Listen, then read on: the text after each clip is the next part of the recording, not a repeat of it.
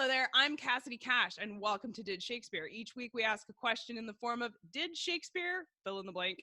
And then investigate what we can find in history that helps us learn something new about the life of William Shakespeare. If you like the bard, plays, and learning about Shakespeare, be sure to hit like and subscribe.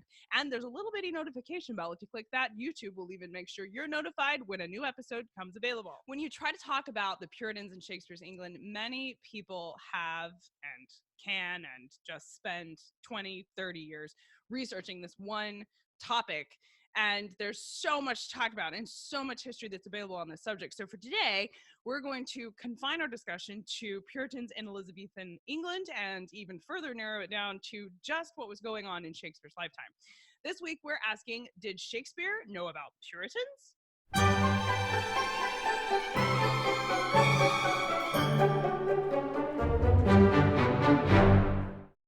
Okay, so by now you know that the Did Shakespeare format is a leading question. I want you to watch this video with me and come along on the history journey, because the obvious answer to this and the resounding answer to this is definitely yes, yes, yes.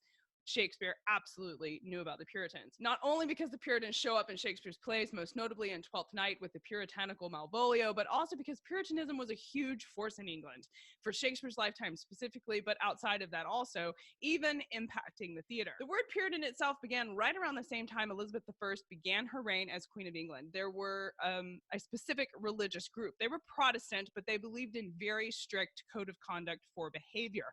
They didn't like flashy clothes, they didn't like flashy living, and they definitely did not like the theater. They saw this form of entertainment as a cesspool of breeding, debauchery, and sin, and generally a blight on society. Now, in some respects, the Puritans weren't wrong about their assessment of what was going on at the Globe Theatre, because all of these things were actually happening, and the public playhouse was far from the respectable establishment we think of theater as today. Despite not succeeding entirely during Shakespeare's lifetime to shut down the theaters, they did try. Theaters like the Globe were a new thing, and like any society, there was this great suspicion about what was new and unproven. New things can be great for a society, but they can also be really bad. And when you don't know for sure what's going on, then there's a very big fear and suspicion. And despite the reputation they have today of being killjoys about things like entertainment and theater, the Puritans actually had good reason to oppose theater. Theaters drew in large crowds, often up to thousands of people, and they would pack them in there for a performance. And these locations were used for unsavory activities in addition to theater performances like bear baiting, gambling, and brothels. And remember, for Shakespeare's England, theater was on the same caliber as a brothel or a gambling house. It was not a high level thing to be running. There are even some stories of young apprentices who were lured away from their internships learning a trade to instead join the theater. So as you can imagine, a lot of parents, and especially Puritan parents, were probably not happy about this influence on their kids' lives. Commonly, the crowds would bring in people like thieves and pickpockets and prostitutes, whose industries thrived on volumes of people being together in one place. You know, it's easier to steal from someone's pocket when there are a lot of pockets. Additionally, there weren't effective treatments for things like bubonic plague during the 16th century, and gatherings of people who behaved in unsanitary practices like getting drunk, fighting, and even going to the bathroom on the ground all helped to spread this deadly disease. So on the whole, citizens of the more respectable crowd were opposed to theater, and they were a powerful force in opposing theater, which is one reason Shakespeare and the Burbages had so much trouble getting their Blackfriars Theater off the ground, because the Blackfriars was located in a more respectable side of town. The Puritans would persist in opposing theater until finally, after Shakespeare's death, they would succeed in eliminating theater from London. Led by Oliver Cromwell, a Puritan elected to Parliament, he opposed King Charles I, and civil war broke out. In 1642, the English Parliament issued an ordinance that closed all the theaters. By 1644, Shakespeare's Globe Theatre itself would be completely demolished. While Shakespeare was not alive to see this occur, his daughters, Judith and Susanna, were both alive when this occurred, and I can only imagine the heartbreak they must have felt at seeing their father's memory literally torn down. Shakespeare may not have lived to see the Puritans demolish his theater, but he felt their sting during his writing days enough to make fun of them in his plays. The character Malvolio in Twelfth Night is perhaps the most well-known instance of Shakespeare making fun of Puritans. But his character of Shylock does as well. Shakespeare's Malvolio is even said to have been based on a real-life Puritan named William Knollys, who was the first Earl of Banbury. Joseph Pierce writes for the Imaginative Conservative that one reason Puritans like Knollys opposed the theater is because they thought the theater promoted Catholicism, and that theater and being Catholic was somehow intertwined.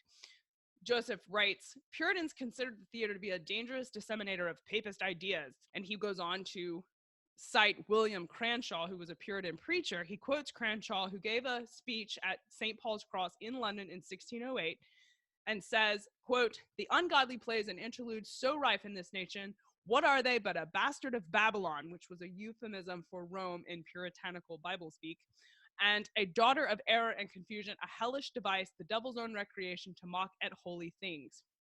Pierce goes on to write that Shakespeare himself was actually a target for the Puritans. As something of a theater celebrity, Shakespeare found himself the object of puritanical wrath. Pierce writes that in the History of Great Britain, which was written by a Protestant historian named John Speed, that was published in 1611, he discusses the Lollard leader Sir John Oldcastle, who had suffered during the reign of Henry V and who was considered a proto-Protestant, as the, quote, morning star of the Reformation. Speed was at pains to discredit attacks upon his reputation by papists and playwrights. He complained that Robert Persons, who was a Jesuit, described Oldcastle as, quote, a ruffian, a robber, and a rebel. Speed riposted by suggesting that Persons was a liar along with his poet Shakespeare. Riposted is not a word I use in my daily vocabulary, and perhaps I should, but the quote is, quote, and his person's authority, so person's authority, taken from the stage player, is more befitting the pen of his slanderous report than the credit of his judicious being, only grounded from this papist and his poet of like conscience for lies, the one ever feigning and the other ever falsifying the truth. So basically this quote is saying that Shakespeare is a liar because his poet there refers to William Shakespeare. This astonishing attack on Shakespeare, calling him a liar and being in league with the Jesuits, demonstrates the general suspicion that the Puritans had about theater and about Shakespeare personally. Robert Persons would go on to write works about history that go against the famous John Fox version of history, citing Oldcastle specifically as a ruffian knight commonly brought in by comedians on their stages. He can only have had Shakespeare, perhaps among others, but definitely Shakespeare in mind when he wrote that. Scholarly research into the life of William Shakespeare, who also compare the life and history with the texts themselves, have concluded that not only is Oldcastle a reference to Shakespeare's depiction of Oldcastle under the alias of Sir John Falstaff from Henry IV, Part 1, but that James O. Halliwell Phillips concluded that Falstaff was Shakespeare's version of this same Oldcastle. He concluded that in 1841, and scholars since have supported his conclusion. You can read a link to Joseph Pierce's full article on the Imaginative Conservative that goes into this in more detail in the show notes for today's episode. So it seems that Shakespeare was not only located in close proximity to the Puritans, some of which lived on the same street where he was writing, but he actively and was personally attacked for his role in the theater by Puritans. So this week's answer is absolutely yes. Shakespeare knew and was attacked by the Puritan faction of England during his lifetime. There's a wealth of information to be uncovered here, and we've only touched the tip of this particular iceberg. So for a great list of places that you can go to explore this topic further, be sure to check out today's show notes at CassidyCash.com/Puritans. That's it for this week. I'm Cassidy Cash, and I hope you learned something new about the Bard. I'll see you next week. Bye-bye.